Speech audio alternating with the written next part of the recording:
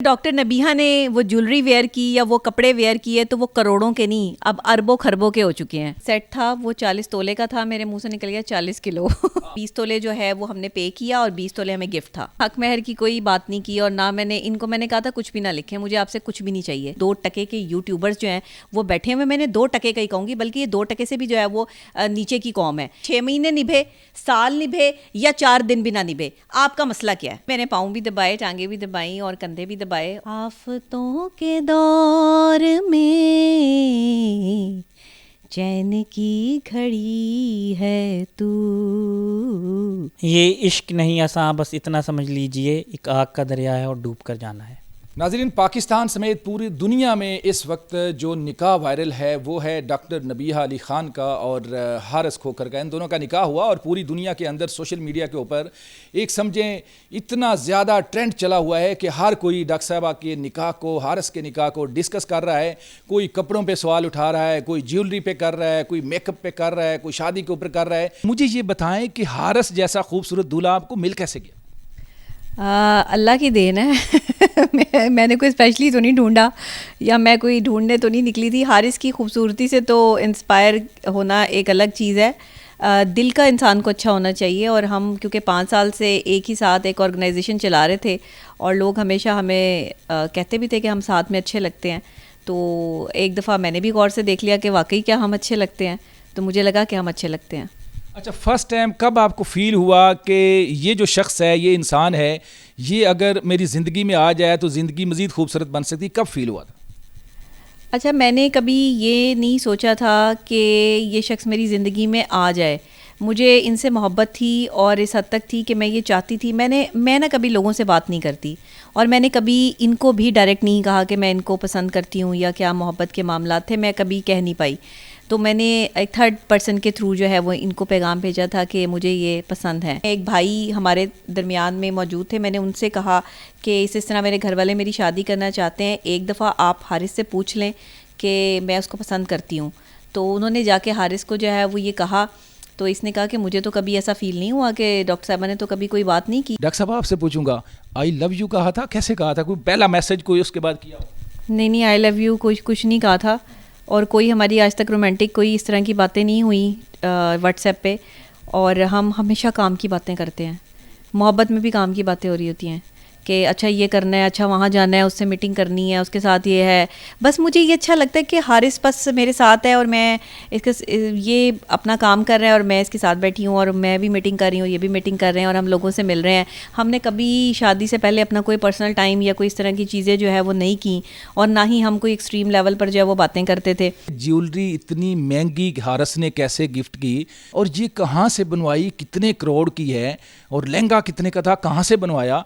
तो तनकीदी जो एक नज़र से लोग देख रहे हैं ना, इस पे आप क्या कहें? 75 लाख की, तकरीबन 70-75 लाख की ज्वेलरी थी जो इनको दी है और इतनी तो मेरे ख्याल से आम है, इतनी तो दे देते हैं लोग। और लहंगा कितने का? लहंगा जो है वो डिज़ाइनर ने बताया कि उसकी कीमत 5 लाख है और इनको स्पॉन्सर मिला था, यानी इन्होंने कोई पैसे नहीं दिए। डॉक्टर साहब, लहंगा हारिस कह रहा है कि स्पॉन्सर था और कीमत मेरा ख्याल शायद इस वजह से कंफ्यूज हो रहे हैं कि ये औरतों का काम है ना, तो औरत बेहतर बता सकती है। मैं आपको बता देती हूँ। देखें, वो जो सेट था वो 40 तोले का था, मेरे मुंह से निकल गया 40 किलो लोगों को खुद समझ जाना चाहिए था कि भाई हो सकता है बहुत एक्साइटेड है या हो सकता है नींद पूरी नहीं हुई भी, तो एक्साइटमेंट। असल में गाड़ी आके रुकी है और सारे मीडिया वाले एकदम जो है वो मेरे आसपास आ गए हैं। मैं एकदम से जो है वो मैंने कहा ये क्या हो गया। जब मैं सुन रही हूँ तो मैंने कहा जी 1 करोड़ रुपए की जो है वो मैंने ये ड्रेस वेयर किया हुआ है वो बेचारा 5-7 लाख का जो है वो ड्रेस था। बाकी जो सेट था उसमें ये था कि 20 तोले जो है वो हमने पे किया और 20 तोले हमें गिफ्ट था। निकाह हुआ, निकाह के अंदर जाहिर है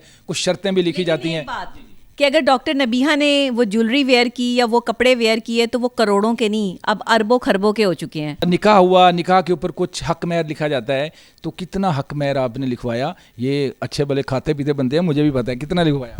नहीं, मैंने हक महर की कोई बात नहीं की और ना मैंने कहा था कुछ भी ना लिखें, मुझे आपसे कुछ भी नहीं चाहिए। ये लोगों ने यकीन नहीं करना। ये यकीन करें लोग, क्योंकि मैंने ऐसा कहा है, आपके सामने बैठे हुए हैं।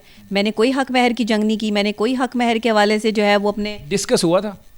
इन्होंने मुझसे पूछा था कि कितना हक महर लिखना है, मैंने कहा जितना आपके घर वालों ने चाहते हैं वो उतना लिख दें। आपने मशवरा किया घर वालों से?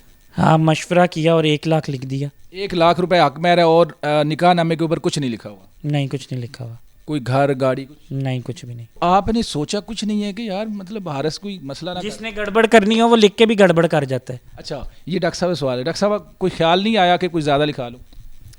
मैंने क्या करना है इन चीज़ों का? अगर शौहर वफ़ादार हो और आपके साथ शौहर को भी पता हो ना कि मेरी बीवी ने कुछ नहीं लिखवाया, मेरे पे कोई बोझ ही नहीं डाला, मुझसे कुछ मांगा ही नहीं है, अगर शौहर को ये बात समझ में आ जाए तो वो सारी ज़िंदगी साथ निभाने के लिए साथ चलता है। और ये मियाँ बीवी का रिश्ता जो है ना, वो कोई 2 दिन या 4 दिन का नहीं है। मुझे बड़ा अफसोस के साथ कहना पड़ रहा है कि लोग यहाँ पे 6-6 महीने की बात कर रहे हैं कि रिश्ता 6 महीने चलेगा, साल चलेगा। आप लोगों को शर्म आनी चाहिए और कोई हया करनी चाहिए। आपके घर में भी बहन बेटियाँ जो है वो बैठी होंगी, कोई भी बंदा किसी की बहन बेटी को इस तरीके से नहीं बदतमीज़ी करता। वाहिद ये मुल्क पाकिस्तान है जहाँ पे जहालत के मारे ये दो टके के यूट्यूबर्स जो हैं वो बैठे हुए, मैंने 2 टके का ही कहूँगी, बल्कि ये 2 टके से भी जो है वो नीचे की कौम है कि इन्हें शर्म हया नहीं है कि अभी शादी, अभी निकाह हुआ है तो उसके बाद जो है वो इनके जो है वो हमने इनसे तबसरे मांगे। 6 महीने लगेगा निकाह, साल लगेगा। भाई 6 महीने निभे, साल निभे या 4 दिन भी ना निभे, आपका मसला क्या है? भाई मेरी मर्जी। और नाज़िर साहब, मैं एक और बात कहूँगा कि लोग ज़मीनें, गाड़ियाँ जो भी लिखते हैं ना, तो वो लोग जो हैं अक्सर बीवियों को इतना तंग भी करते हैं कि उसके बाद जो है वो डाइवोर्स भी नहीं देते। और बीवी को शोहर अच्छा चाहिए होता है, चीज़ें नहीं चाहिए होती। मगर अपनी बेटियों को कम से कम सोने और सोने के जेवरात लाजमी जो है वो दें। और ये कपड़ों पे पैसे ज़ाया ना करें, ये बर्तनों पर, ये चीज़ों पे पैसे ज़ाया ना करें। उन्हें सोने की कोई चीज़ जो है वो बना के दें, गोल्ड की कोई चीज़ बना के दें, ताकि वो उनके किसी बुरे वक्त में जो है वो काम आए। अब पता चलेगा कि डॉक्टर नबिया अपने शोहर के पाँव दबाती हैं, यानी क्या कहेंगे? ये ज़रा शौहर से पूछें कि अभी निकाह के फ़ौरन बाद जब सुबह ये उठे हैं तो मैंने इनसे कहा है कि मैं आपको दबा दूं, आपके सर में दर्द हो रहा है या आपकी टांगों में दर्द हो रहा है, आपके पाँव में दर्द हो रहा है। जी, कंफर्म है ये। और ये पूछें कि मैंने इनको दबाया कि नहीं दबाया। यानी कि पहले इन्होंने खिदमत पहले दिन ही शुरू करा दी भाई, मतलब कुछ थोड़ा आराम तो करने दो ना यार। पहले इन्होंने ये पूछा, ये कंफर्म मैं कर दूं कि मैं आपको दबाऊं, और फिर मैंने भी आगे से कहा हाँ दबाओ। जी, मैंने पाँव भी दबाए, टांगे भी दबाई और कंधे भी दबाए। और फिर ये कहने लगे कि वाकई मुझे ऐसा लग रहा है कि नबीहा से शादी लाजमी कर लेनी चाहिए थी, क्योंकि जो है ना वो आप इतना अच्छा दबाती हैं कि बंदे को वैसे ही सुकून आ जाता है। बीवी आपकी खिदमत करेगी तो मैं ये कह रहा हूँ कि आप कुछ काम कराएं। बना के खिलाई भी हैं चीज़ें। अच्छा, यानी कि जब मेरे घर ये आती थी ना, बहुत अच्छी चाय बनाते हैं। मैं इनके घर जब भी जाती थी चाय ये बना के लाते थे, मेरे आगे टेबल पर चीज़ें जो है वो ये लगाते थे, और मेरे लिए जो है वो रोल बनाने और पता नहीं क्या खाने की टेबल पे आपकी प्लेट भी ये बनाते हैं, वो तो मैंने भी देखा है। हाँ देखा है ना। नई किस्म की चीज़ें बना के इनको मैंने खिलाई। इनको अगर चाय मैं आपको बना के पिला दूं, आपने पूरे पाकिस्तान में ऐसी चाय नहीं पी होगी। मैंने कहा अब आप बेगम को पॉकेट मनी दें, तो इनसे ये पूछे मैंने पॉकेट मनी कितने रुपीस मांगी। 100 रुपया। नहीं डॉक्टर साहब, यस, ये तो मजाक है ना। ये मजाक नहीं है। रुखसती का आगे प्लान होगा, फिर हनीमून का कोई प्लान है बैरून मुल्क या इधर पाकिस्तान में कहीं जाने आने का?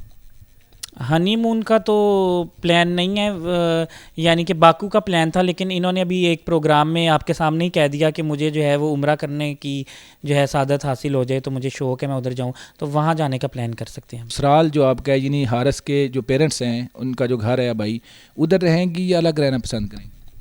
नहीं, जहाँ हारिस रखेंगे मैं वहीं रहना पसंद करूँगी। आपका क्या प्लान है? मेरा यही प्लान है, फैमिली के साथ रहेंगे। तो डॉक्टर साहब, आप फैमिली के साथ रहेंगे तो वो वहाँ पे खिदमत ससुर सास की भी करनी पड़ती है, तो कैसे मैनेज करेंगे?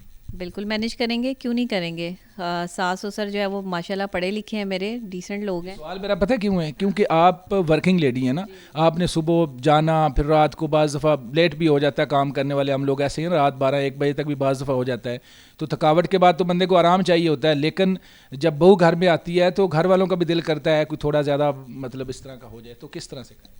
देखिए, मैं हर चीज़ मैनेज करती हूँ ना, अब भी अपना टाइम टू टाइम चीज़ें मैनेज करती हूँ। मेरी ज़िंदगी बड़ी एक्यूरेट टाइम टू टाइम चलती है। मैंने अगर 11 बजे कहीं पहुँचना है तो मैं 11 बजने से 10 मिनट पहले वहाँ पे मौजूद होती हूँ। और मुझे रास्ते का भी जो है वो एक्वायर करती हूँ कि मेरा रास्ता जो है वो कितने मिनट का है और मैंने इतने बजे जो है वो घर से निकलना है। इसलिए मेरी लाइफ ना मैंने बहुत शेड्यूल्ड की हुई है, और टाइम मैनेजमेंट बहुत ज़रूरी है आपकी लाइफ में। टाइम मैनेजमेंट से जो बंदा चलता है ना, उससे कभी भी कोई नाराज़ नहीं होता, और वो अपनी ज़िंदगी को भी सुकून से गुजारता है। इसलिए मेरी ज़िंदगी अल्हम्दुलिल्लाह बड़े सुकून में और आगे भी रहेगी। सास की खिदमत भी होगी, वो अगर खाना पकाने के लिए जो है मुझे मौका देंगी तो मैं खाना भी पकाऊंगी। लव मैरिज बेहतर होती है या अरेंज? लव मैरिज हो या अरेंज मैरिज हो, ये आपकी किस्मत पे डिपेंड करता है। अगर वो शख्स आपकी किस्मत में है तो अल्लाह 100 रास्तों से भी एक रास्ता निकाल के आपको उसके निकाह में दे देगा। लेकिन अगर वो शख्स आपके नसीब में नहीं है तो इसको अपना नसीब मानकर इस पर जो है ना वो कायम हो जाएं। आरस के लिए कोई खूबसूरत सा गाना गुनगुनाएं। मैं इनके लिए हमेशा एक गाना गाती हूँ कि मेरी जिंदगी है तू, मेरी जिंदगी है तू, आफतों के दौर में चैन की घड़ी है तू, मेरी जिंदगी है तू। मेरी ज़िंदगी है तू, ये आपकी प्यारी खूबसूरत हमारी जो भाभी हैं आपकी बेगम, उन्होंने कहा कोई गाना कोई शेर आप भी बोल दें। ये इश्क नहीं आसान, बस इतना समझ लीजिए, एक आग का दरिया है और डूब कर जाना है। एक आग का दरिया है और डूब के जाना है, बड़ा ख़तरनाक है, लेकिन ये ज़िम्मेदारी बेसिकली इस शेर के अंदर है कि ये ज़िम्मेदारी वाली बात है। तो ज़िम्मेदारी हारस के ऊपर भी उतनी है, डॉक्टर नबीहा अली ख़ान के ऊपर भी उतनी है। अपने मेज़बान मनाज़र अली को इजाज़त दें, दोबारा इस तरह की कुछ शख्सियात के साथ इंटरव्यूज़ होंगे तो आपकी खिदमत में पेश करेंगे। अल्लाह हाफिज़।